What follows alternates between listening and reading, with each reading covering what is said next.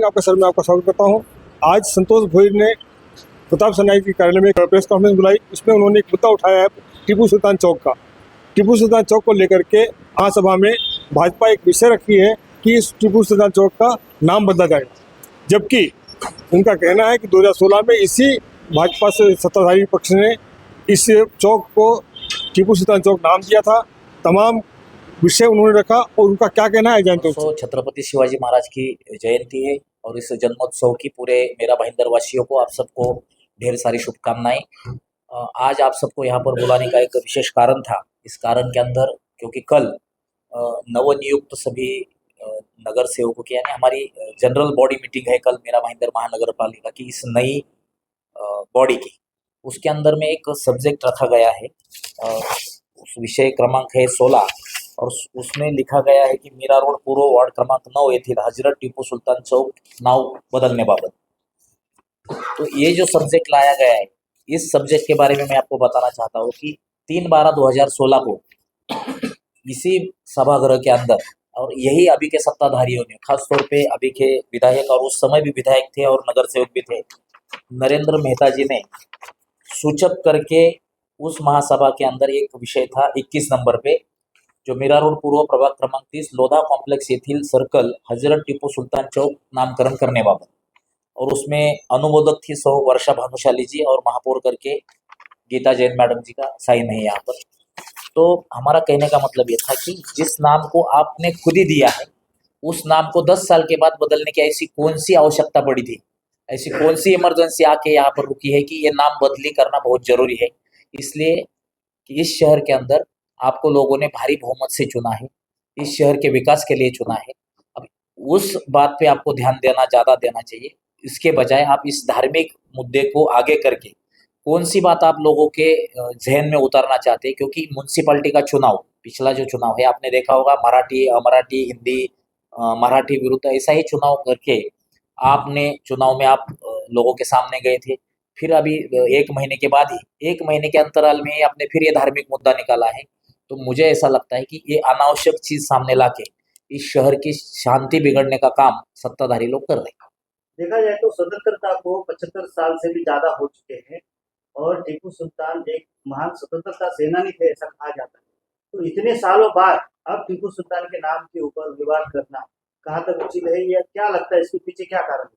नहीं भी, टीपू सुल्तान जी के बारे में मतांतर हो सकते, किंतु मैं एक भारतीय नागरिक होने के नाते हमारे जो भूतपूर्व राष्ट्रपति थे श्री रामनाथ कोविंद जी महामहिम, उन्होंने कर्नाटक विधानसभा के अंदर एक 30 मिनट का स्पीच दिया था और उस स्पीच के अंदर उन्होंने टीपू सुल्तान किस तरह से इस भारत के स्वतंत्रता के एक महान सेनापति थे, महान फाइटर थे और उन्होंने अंग्रेजों के खिलाफ लड़ते लड़ते श्रीरंगपट्टनम में अपनी जान दी थी, ये उन्होंने अपने स्पीच में कहा है। तो कोई हमारे राष्ट्रपति जी की बात को नकारने वाला, मैं इतना बड़ा आदमी नहीं हूँ, मैं रामनाथ कोविंद जी के बात से सहमत हूँ। इस विषय को लेकर शिवसेना की क्या बोलेगी? हम रामनाथ कोविंद जी के बात से सहमत हैं। तो क्या आपको लगता नहीं कि भाजपा इसको डाइवर्जन करने के और विकास का मुद्दा लेके आए और ये मुद्दा कि आदमी सब काम करने का और ये समय पड़ेगा ये तो नहीं, उसके लिए आप और हम ध्यान रखेंगे, किंतु उनका एजेंडा यही दिख रहा है। अभी ये अनावश्यक मुद्दे सामने लाके जो बेसिक चीजें हैं मेरा भाईंदर वासियों की, शायद उनके ऊपर से ध्यान हटाने के लिए ये सब ला रहे हो। वैसे देखा जाए तो 3 साल देरी से चुनाव हुए हैं और कई सारे विकास कार्य अधूरे पड़े हैं, जनता परेशान है, कई महत्वपूर्ण विषय है। ऐसे विषयों को छोड़कर इस तरह की जो विवादास्पद विषय लेने के पीछे बीजेपी की क्या रणनीति हो सकती है? उनकी रणनीति उनको मालूम है, किंतु उनको ध्यान देना चाहिए कि अभी हमें लोगों ने चुना है, तो इस शहर की जो पेंडिंग विकास काम जो बचे हैं, जो शायद 3 साल में नहीं हो पा रहे, काम तो बहुत सारे हो गए किंतु उनको लग रहा है कि नहीं हो पाए, तो अभी उस काम पे इनको ध्यान देना चाहिए ताकि ये धार्मिक और भाषिक मुद्दे अभी दूर रखने का समय आ गया है। तो इसीलिए हम नम्र निवेदन करते हैं आयुक्त महोदय से कि आप एक भारतीय प्रशासकीय सेवा के अधिकारी है और आपके पास एक अमर्यादित अधिकार है, महासभा के अधिकार अपने पास है, किंतु इन सब चीजों के ऊपर उनको भी ध्यान देना चाहिए। और इस शहर के लोगों की जितनी इन 95 नगर सेवक से अपेक्षा है, उससे कई ज्यादा गुना अपेक्षा राधा मोहन शर्मा जी से है। तो 2016 में इसी बात पर नहीं चौक पर आ दिया, उस वक्त तमाम खर्चे हुए होंगे तो बनाने में। आज जब वो बदली कर रहे हैं तो उस खर्चे का जिम्मेदार कौन? ये 3 लोग और उस समय के जो ठहराव पास करने वाले सभी नगर सेवक।